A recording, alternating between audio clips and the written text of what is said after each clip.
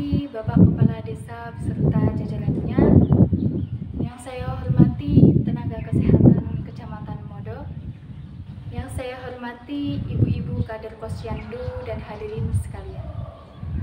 Marilah kita panjatkan puja dan puji syukur kehadirat Allah Subhanahu wa Ta'ala yang telah melimpahkan nikmatnya kepada kita semua, sehingga kita bisa berkumpul di tempat ini dalam keadaan sehat walafiat. Sholawat dan salam mari kita sanjungkan kepada baginda Nabi Muhammad SAW yang telah membebaskan kita dari zaman jahiliyah menuju zaman yang penuh dengan ilmu pengetahuan, dari zaman kegelapan menuju zaman yang terang benderang seperti pada saat ini. Bang Udin jualan bakmi, kuahnya dicampur ikan teri. Demi menjalin silaturahmi, izinkan saya perkenalkan diri. Perkenalkan, nama saya Ihwana Rizky Nurfauziah dari Dinas Kesehatan Kabupaten Lamongan. Di sini saya akan bersosialisasi tentang cegah stunting, selamatkan generasi penerus bangsa. Sebelum itu, saya ucapkan terima kasih pada hadirin sekalian yang telah meluangkan waktunya untuk menghadiri sosialisasi pada siang hari ini.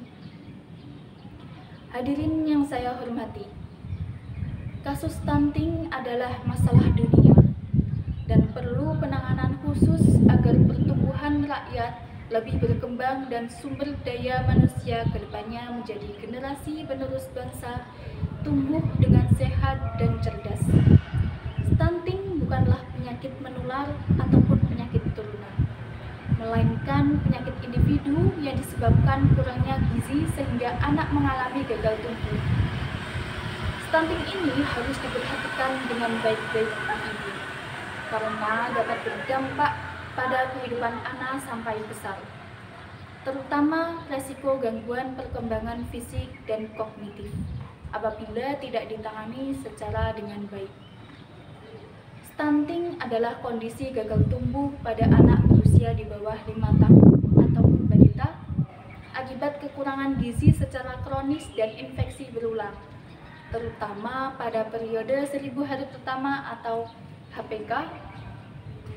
Hal tersebut diungkapkan oleh Kementerian Kesehatan Indonesia. Berdasarkan data dari Kementerian Kesehatan Indonesia, angka stunting di Indonesia pada tahun 2023 tercatat sebesar 21,5%. Pada tahun 2024 ini, pemerintah menargetkan prevalensi stunting harus mencapai 14%. Dan itu bukanlah kerja yang mudah, hadirin sekalian. Biasanya stunting mulai terjadi saat anak masih berada dalam kandungan dan terlihat saat mereka memasuki usia 2 tahun. Anak tetangga saya menderita stunting, ibu-ibu. Anak tersebut berusia kira-kira 5 tahun. Postur tubuhnya itu sama dengan adiknya yang berusia 3 tahun, bahkan lebih besaran adiknya. Ciri-ciri stunting menurut Fatimah Hidayat, anak yang mengidap penyakit stunting, perawakannya itu lebih pendek daripada anak-anak seusianya. Hal tersebut dapat berlaku pada semua jenis kelamin, maksudnya bisa terjadi pada anak laki-laki maupun anak perempuan. Selain pendek, anak yang mengidap stunting memiliki badan yang kurus. Walaupun terlihat pendek dan kurus, tubuh anak tetap proporsional, dan beberapa anak juga mengalami penurunan tingkat kecerdasan, gangguan berbicara, memiliki sistem kekebalan tubuh yang rendah sehingga anak tersebut mudah sakit dan kesulitan dalam belajar. Namun perlu diingat bahwa anak yang kurus dan pendek itu tidak semuanya mengidap penyakit stunting, ya ibu. Nah, menurut Ikatan Dokter Anak Indonesia, faktor penyebab stunting itu ada beberapa. Yang pertama, ibu hamil kekurangan asupan gizi. Sekitar 20% stunting terjadi saat bayi berusia dalam kandungan. Pemicunya adalah asupan gizi yang tidak memadai. Kurangnya asupan gizi yang menyebabkan ibu hamil mengalami anemia zat besi. Akibatnya dapat menghambat pertumbuhan janin dalam kandungan. Yang kedua yaitu pola makan tidak seimbang. Pola makan yang tidak seimbang seperti kurangnya makanan, sayuran, ataupun buah-buahan dan sumber protein dapat menyebabkan anak tersebut mengalami kekurangan gizi. Pola makanan yang tidak seimbang dapat menyebabkan anak kekurangan gizi dan mencapai pertumbuhan. Yang ketiga yaitu gizi anak tidak terpenuhi.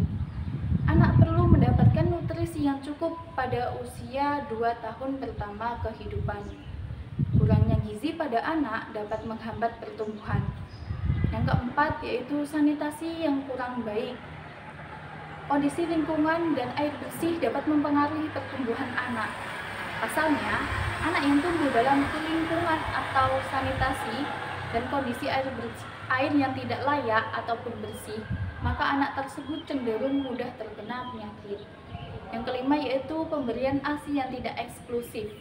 ASI memiliki kandungan nutrisi yang lengkap dan penting untuk pertumbuhan optimal. Tidak tercukupnya ASI dalam periode 6 bulan dapat menyebabkan kekurangan nutrisi pada bayi. Adapun upaya untuk mencegah stunting menurut Kementerian Kesehatan dan ahli nutrisi dari Jerman, yang pertama yaitu memenuhi kebutuhan gizi sejak hamil. Tindakannya relatif ampuh untuk dilakukan dalam mencegah stunting pada anak adalah selalu memenuhi gizi sejak masa kehamilan. Lembaga Kesehatan Indonesia menyarankan agar ibu yang sedang mengandung selalu mengkonsumsi makanan sehat dan bergizi, maupun suplemen atas anjuran dokter. Selain itu, perempuan yang sedang menjalani proses kehamilan juga sebaiknya rutin memeriksakan kesehatannya ke dokter ataupun bidan. Yang kedua yaitu beri ASI eksklusif sampai bayi berusia 6 bulan. ASI ternyata berpotensi mengurangi peluang stunting pada anak berkat kandungan gizi mikro dan makro. Oleh karena itu, ibu disarankan untuk tetap memberikan ASI selama 6 bulan kepada sang buah hati. Protein dan kolostrum yang terdapat pada susu ibu itu dinilai mampu meningkatkan sistem kekebalan tubuh bayi yang terbilang rentan. Yang ketiga yaitu dampingi ASI dengan MPASI yang sehat. Ketika bayi menginjak usia 6 bulan ke atas, maka ibu sudah bisa memberikan makanan pendamping atau MPASI. Dalam hal ini dipastikan makanan-makanan yang dipilih bisa memenuhi gizi mikro dan makro yang sebelumnya selalu berasal dari ASI untuk mencegah stunting. WHO pun merekomendasikan penambahan nutrisi ke dalam makanan. Di sisi lain, sebaiknya ibu berhati-hati saat akan menemukan produk tambahan tersebut. Konsultasikan dulu dengan dokter. Yang keempat yaitu terus memantau tumbuh kembang anak. Penting bagi ibu untuk terus memantau tumbuh kembang anak-anak, terutama dari tinggi dan berat badan anak. Bawa si kecil Anda secara berkala ke posyandu maupun klinik khusus anak. Dengan begitu, akan lebih mudah bagi ibu-ibu untuk mengetahui gejala awal gangguan dan penanganannya. Yang kelima yaitu selalu jaga kebersihan lingkungan. Seperti yang diketahui, anak-anak sangat rentan akan serangan penyakit, terutama kalau lingkungan sekitar mereka itu kotor. Faktor tersebut pula yang secara tak langsung meningkatkan peluang stunting. Jadi, stunting itu bukanlah penyakit turunan ataupun penyakit menular, melainkan penyakit individu yang disebabkan oleh kekurangan gizi secara kronis dan infeksi secara berulang.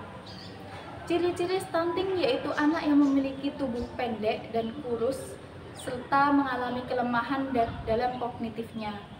Namun, tidak semua anak yang memiliki tubuh kurus dan pendek itu mengidap stunting ibu-ibu. Asupan gizi yang kurang dari dalam kandungan maupun dalam tumbuh kembang anak, pola makan tidak seimbang, pemberian ASI yang tidak eksklusif, dan lingkungan yang tidak sehat itu juga penyebab stunting. Upaya yang dapat mencegah stunting adalah memenuhi gizi sejak kehamilan, pemberian ASI secara eksklusif sampai 6 bulan, dampingi ASI dengan MPASI yang sehat, memantau tumbuh kembang anak, dan selalu menjaga kebersihan lingkungan. Demikian yang dapat saya sampaikan. Apabila ada salah kata maupun salah perbuatan, saya mohon maaf. Wabillahi taufiq wal hidayah. Wassalamualaikum